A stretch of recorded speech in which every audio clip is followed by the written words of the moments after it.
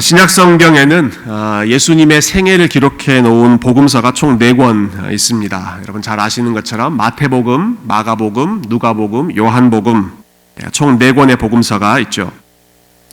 앞에 3권의 복음서는 상대적으로 비슷한 시기에 기록되었습니다. 그리고 그 사이에는 겹치는 내용들이 굉장히 많이 있습니다. 마태에 있는 내용, 마가에 있는 내용, 누가복음에 있는 내용이 서로 비슷하게 오버랩되는 내용이 많이 있습니다.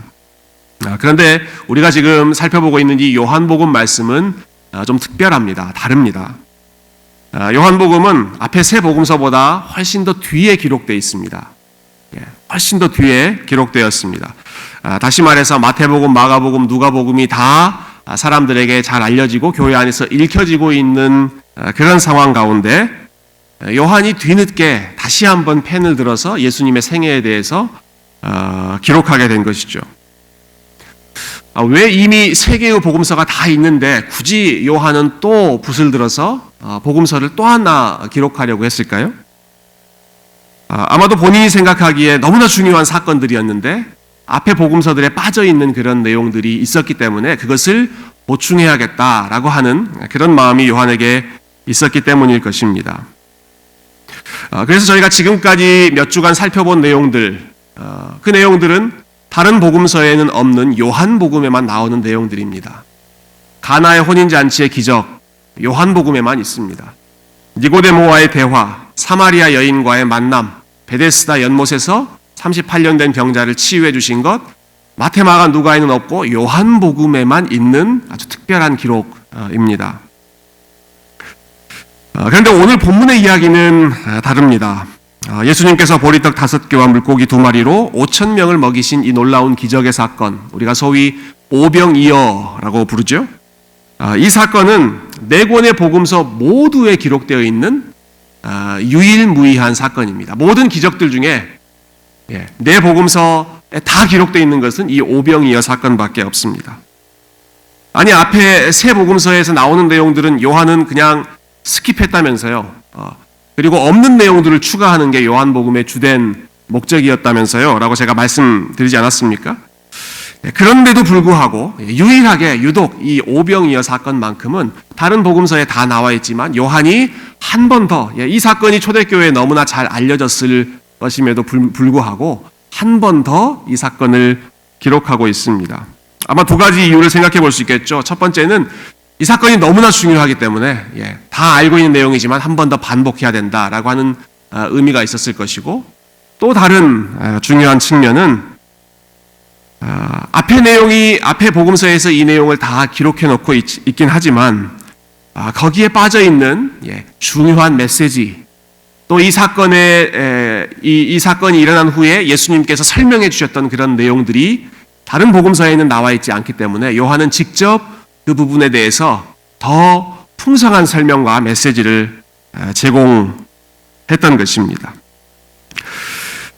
그래서 오늘 우리에게 아주 친숙한 혹은 아주 유명한 이 오병이어 사건을 읽으면서 특별히 이 저자인 요한이 주목했던 부분들을 저희가 눈여겨보면서 이 사건이 우리에게 어떠한 의미가 있는지를 한번 깊이 생각해 봤으면 좋겠습니다.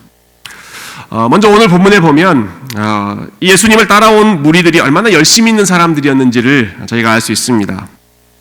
여러분, 그들은 시간이 남아 돌아서 구경 삼아서 예수님을 따라온 사람들이 아니었습니다.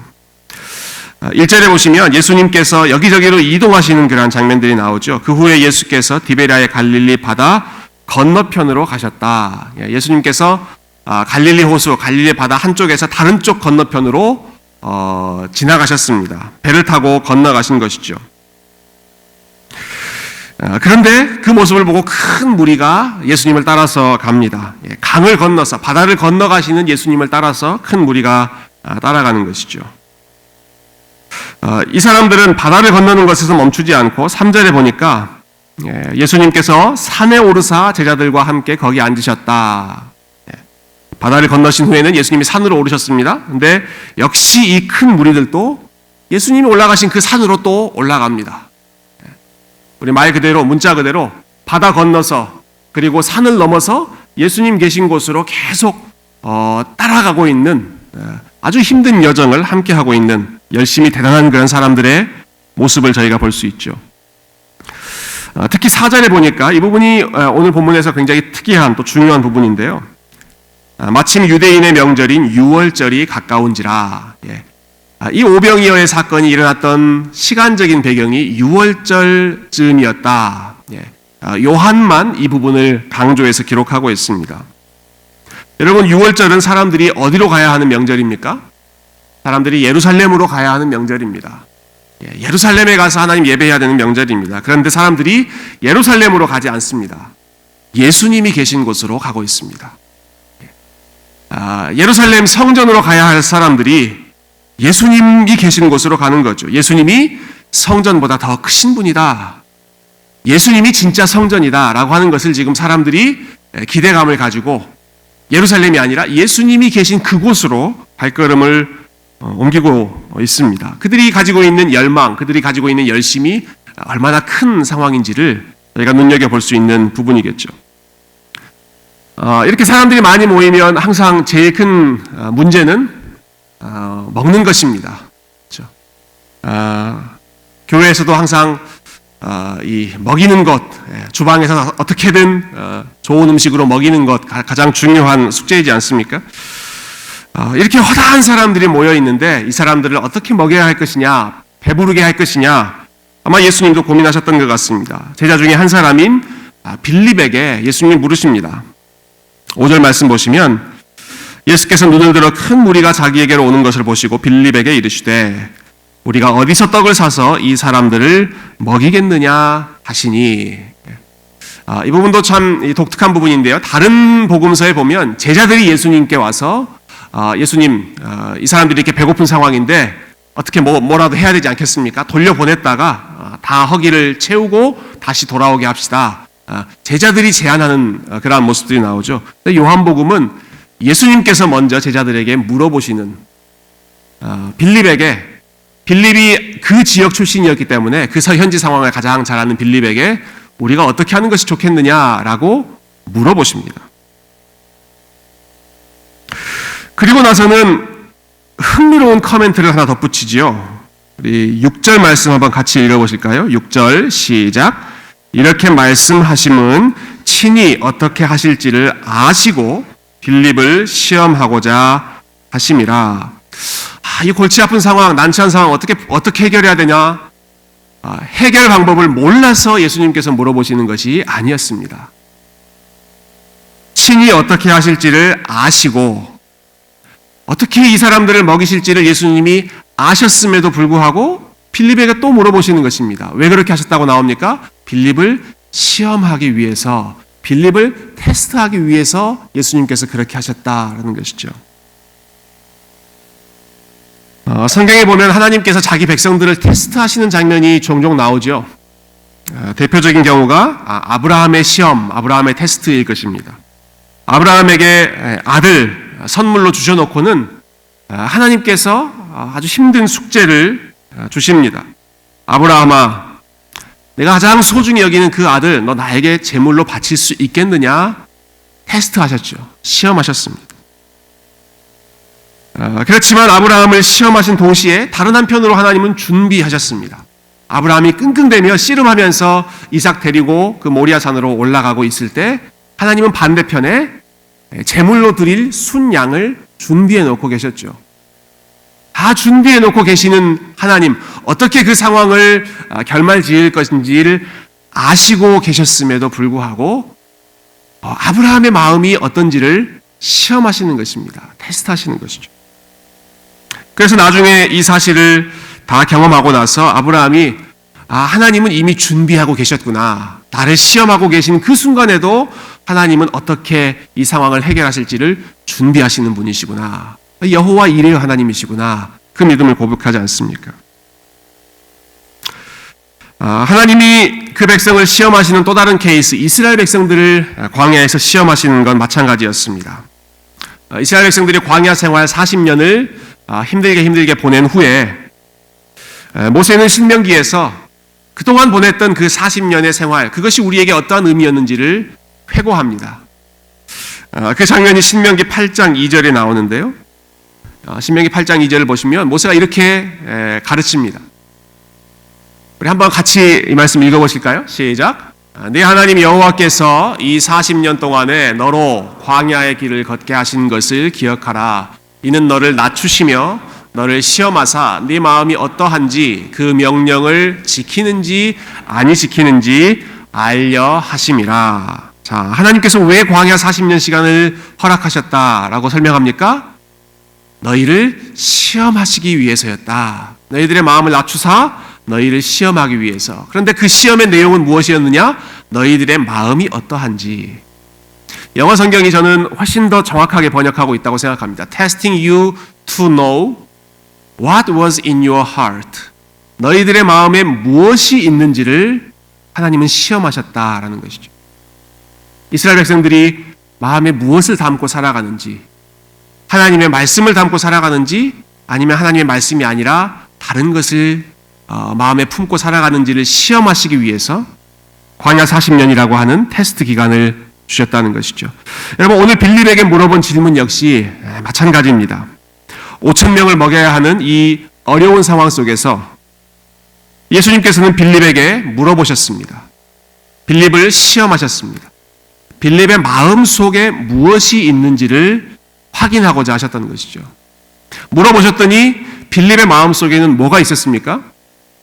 빌립의 마음 속에는 돈에 대한 계산이 있었습니다.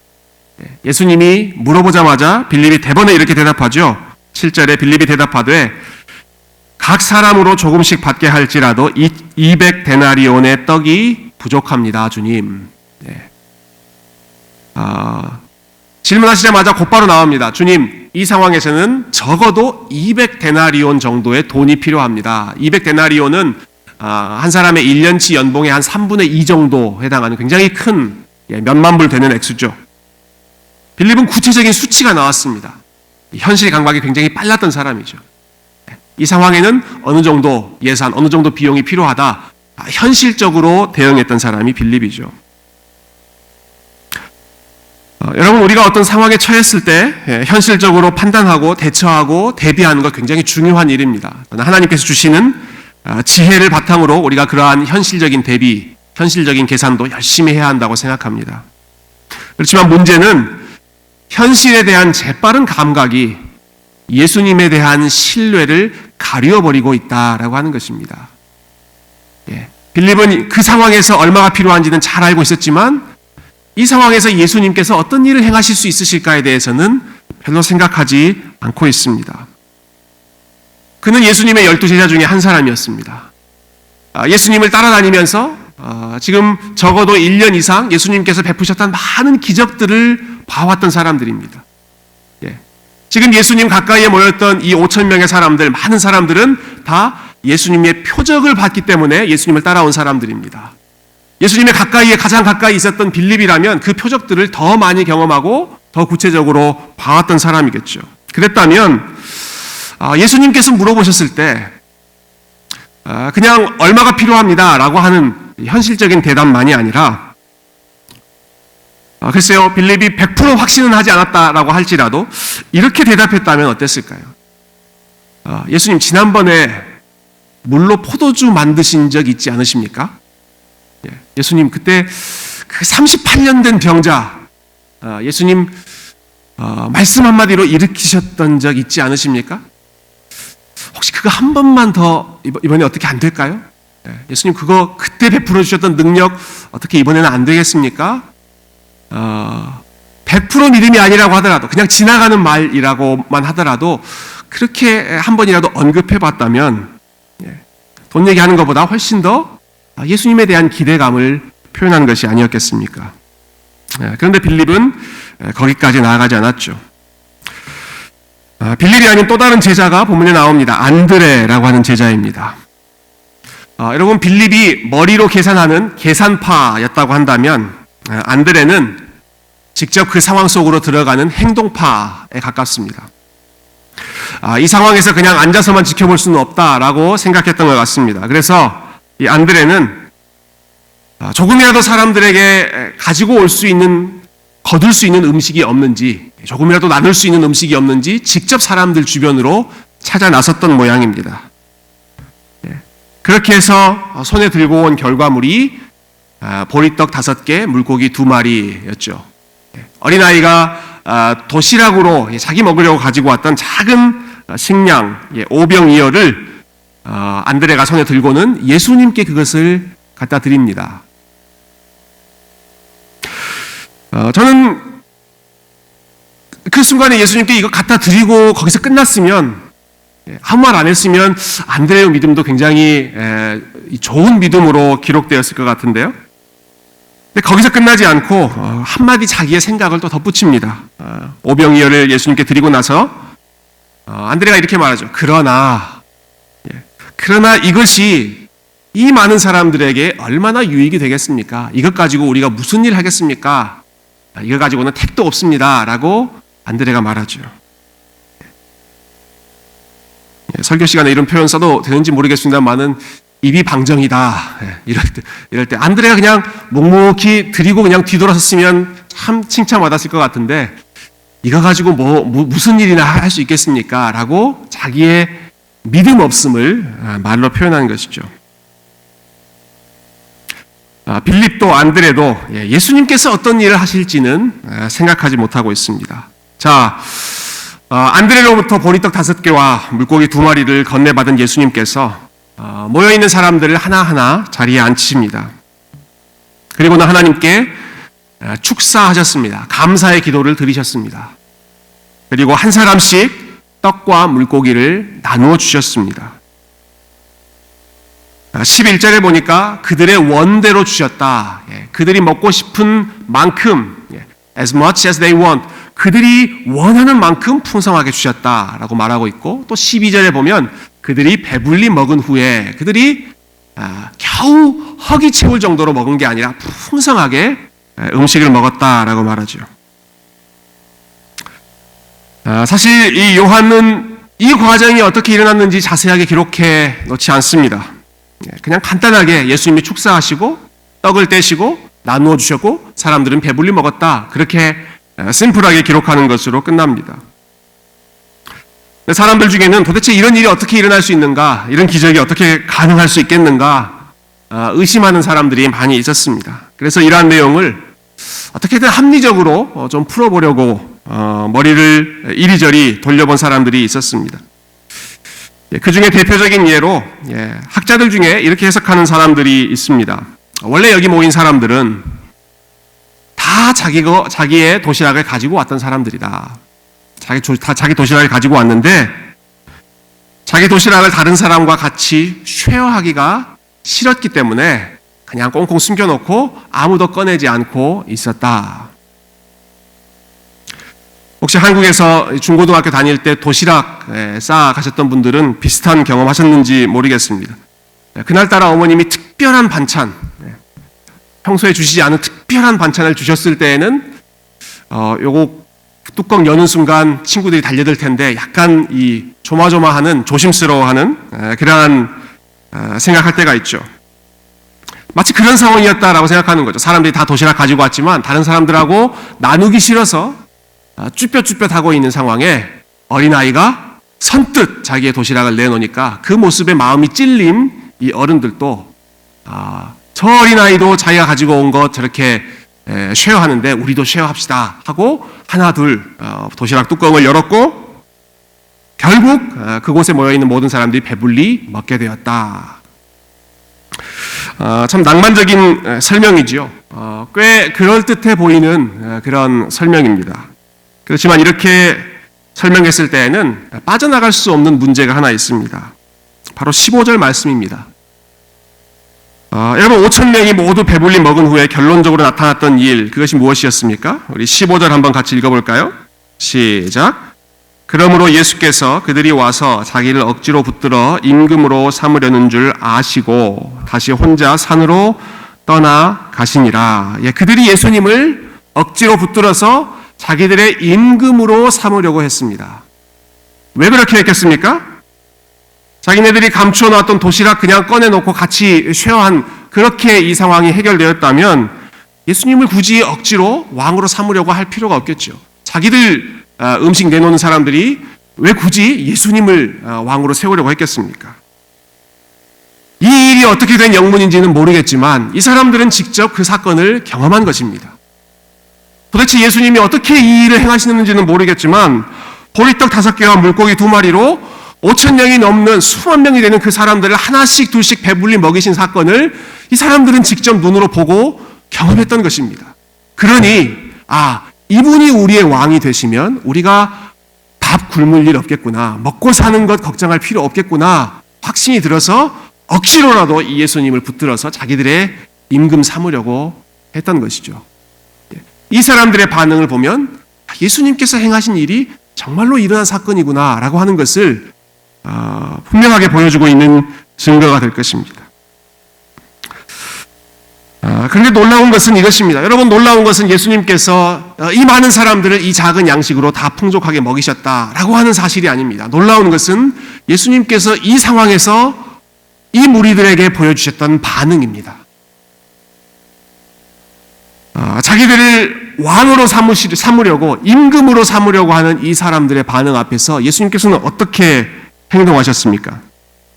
예수님은 그들의 생각을 아시고는 다시 혼자 산으로 올라가셨다.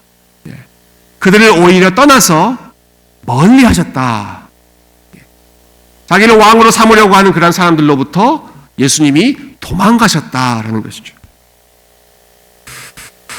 왜 자신을 왕으로 세우려 하는 이 사람들을 멀리 하셨을까요? 여러분, 좋은 기회이지 않습니까? 자기의 나라를 세우는 것이 예수님이 오신 목적이라고 한다면 지금 이 사람들이 왕으로 추대하려고 레디 되어 있는 상태야말로 오케이, 내가 너희들의 요청을 받아들이겠다 말씀 한마디만 하시면 바로 왕이 되는 것 아니겠습니까? 그런데 왜 예수님께서는 이 사람들을 멀리 하십니까? 왜냐하면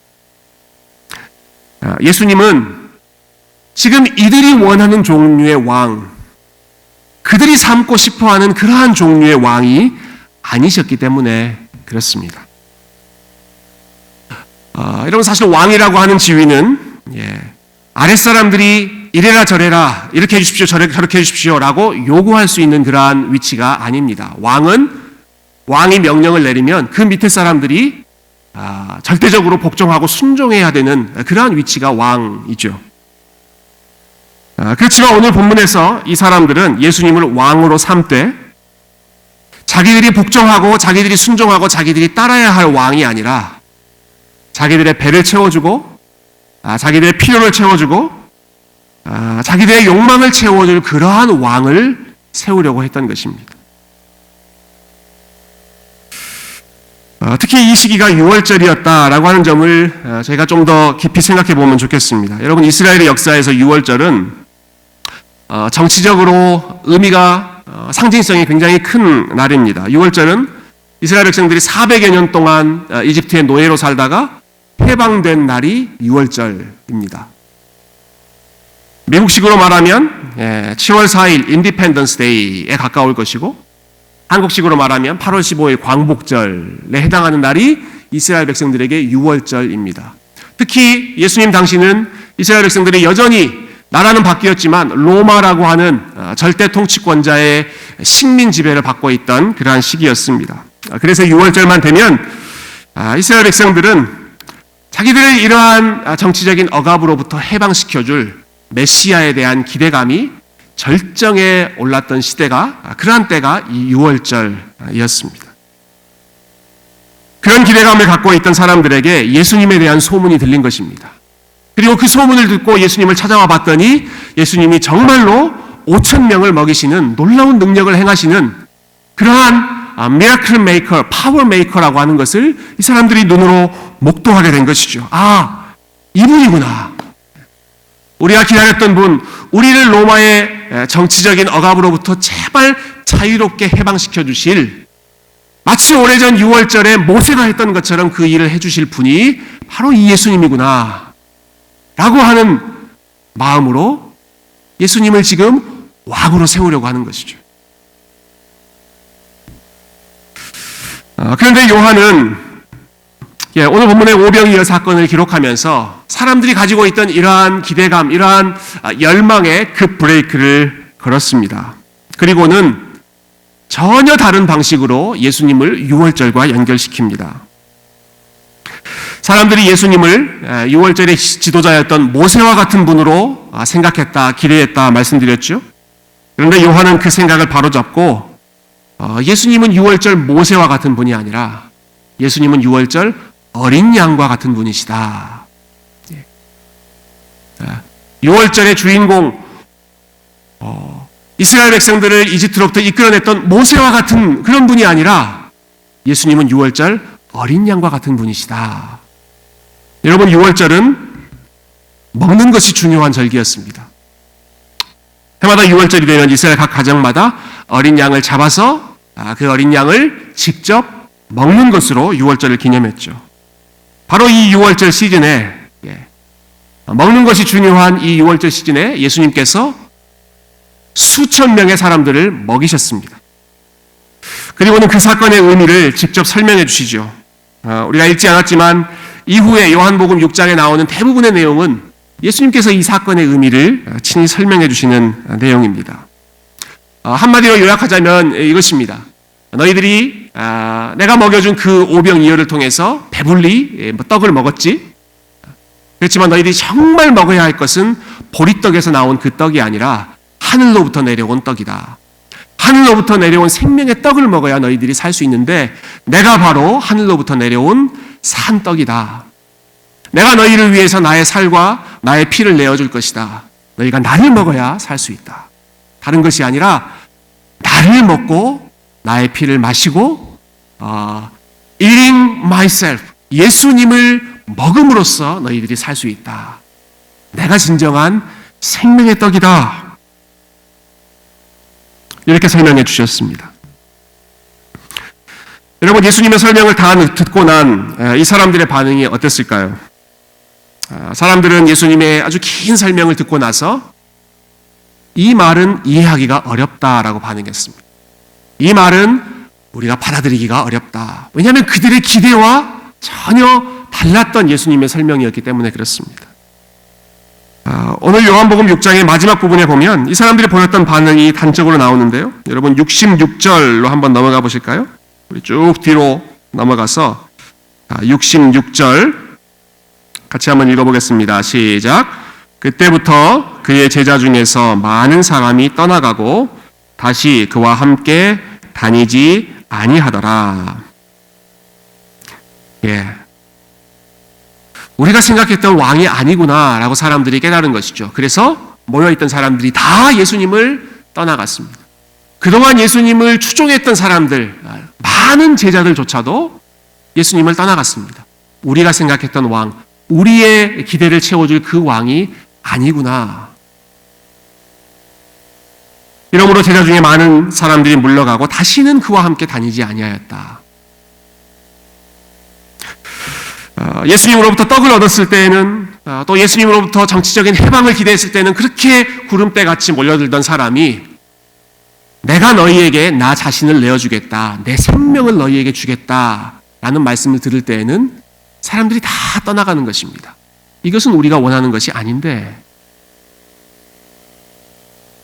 남아있는 12제자에게 예수님이 물으시죠. 너희들도 가려느냐? 그때 베드로가 대답합니다. 주여, 영생의 말씀이 여기 계시는데 우리가 어디로 가겠습니까? 우리는 여기 있겠습니다. 저는 베드로의 입을 통해서 나온 이 고백이야말로 사도 요한이 이 유명한 오병이어 사건을 다시 한번 사람들이 귀에 따갑게 예수님의 아주 놀라운 기적에 대해서 들었을 이 말씀에 대해서 다시 한번 기록하면서 이 이야기를 들려주면서 전달하고자 했던 요한의 메시지, 설교의 핵심이었다라고 생각합니다. 그리고 초대교회 공동체가 어려운 상황 가운데에도 계속해서 붙들고 있었던 믿음의 고백, 베드로의 입을 통해서 나왔던 그 고백입니다. 주여, 영생의 말씀이 여기 계심에 우리가 어디로 가겠습니까? 사람들은 떡 때문에 오고 정치적인 자유 때문에 혹은 자기들에게 주어진 어떤 유익 때문에 주님께로 오겠지만 우리는 예수님 때문에 여기 있습니다. 영생의 말씀이 여기 계시기 때문에 저희는 여기 있습니다.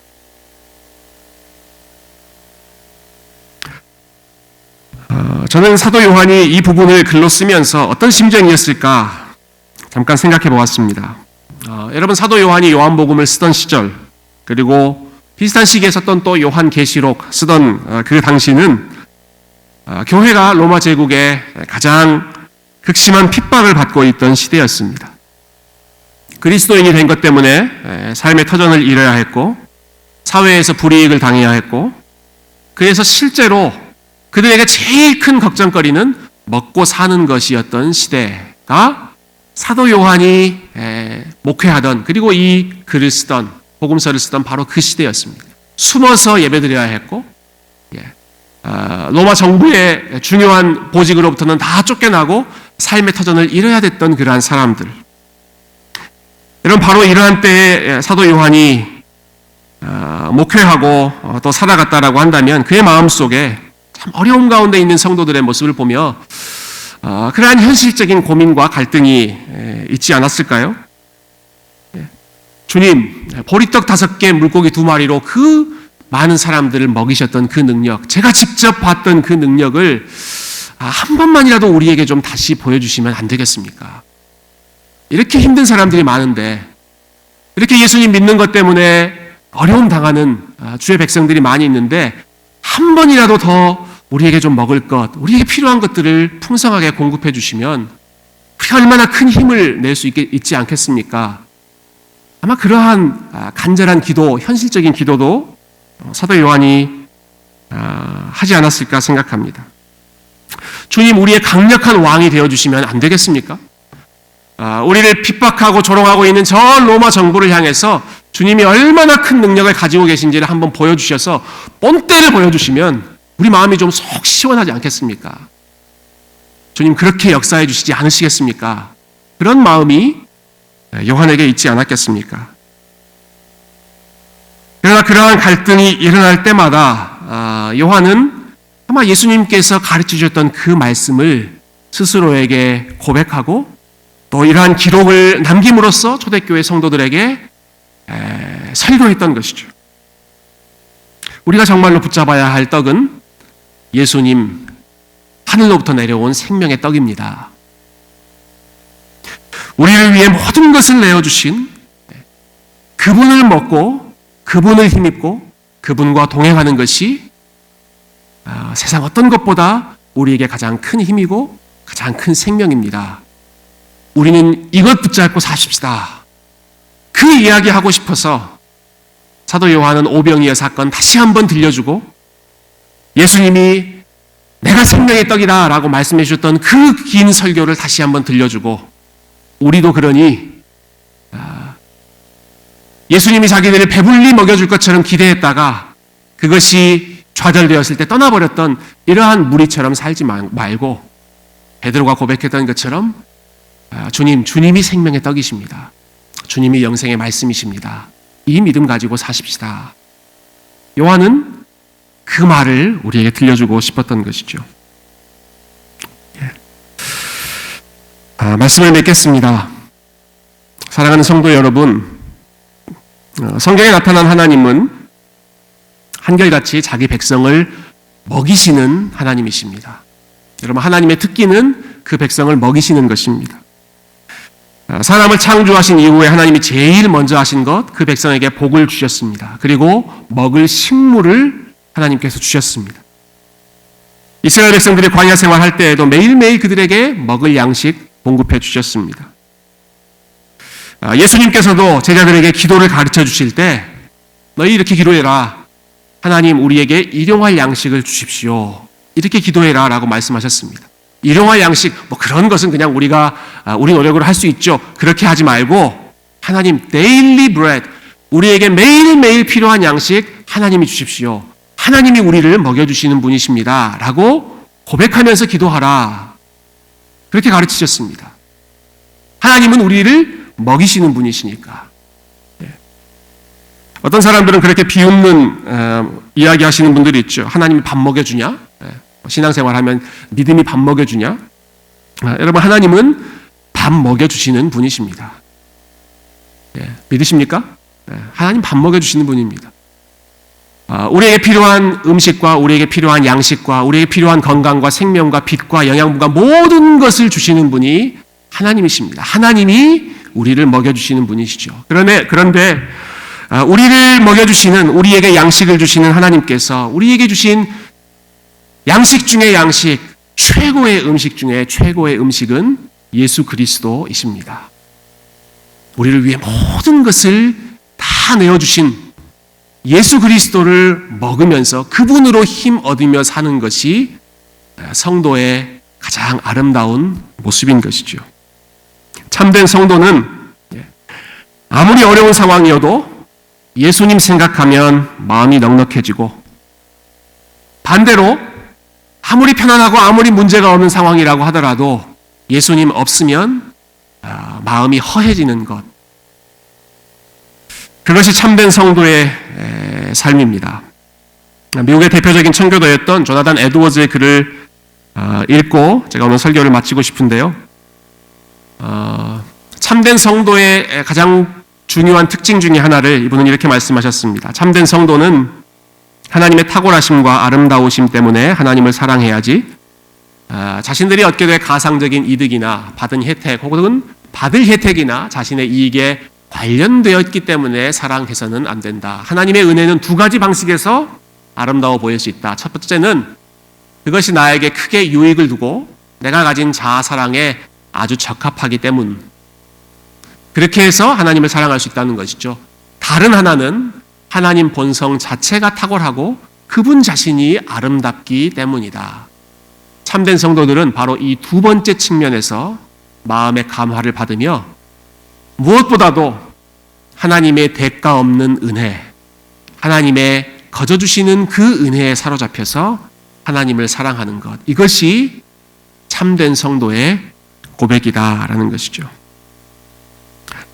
우리에게 주신 어떤 것 때문에 사랑하고 혹은 우리에게 주시지 않은 어떤 것 때문에 하나님을 멀리하는 것이 아니라 주신 이도 하나님이시요 거두어 가시는 이도 하나님이십니다 라고 말했던 욥의 고백처럼 고백하고, 무화과 나무가 마르고 포도나무 열매가 없고 외양간에 소출이 없어도, 외양간에 소가 없어도 나는 여호와로 인하여 즐거워하겠습니다 라고 고백했던 그 하박국 선지자처럼 하나님을 찬양하고,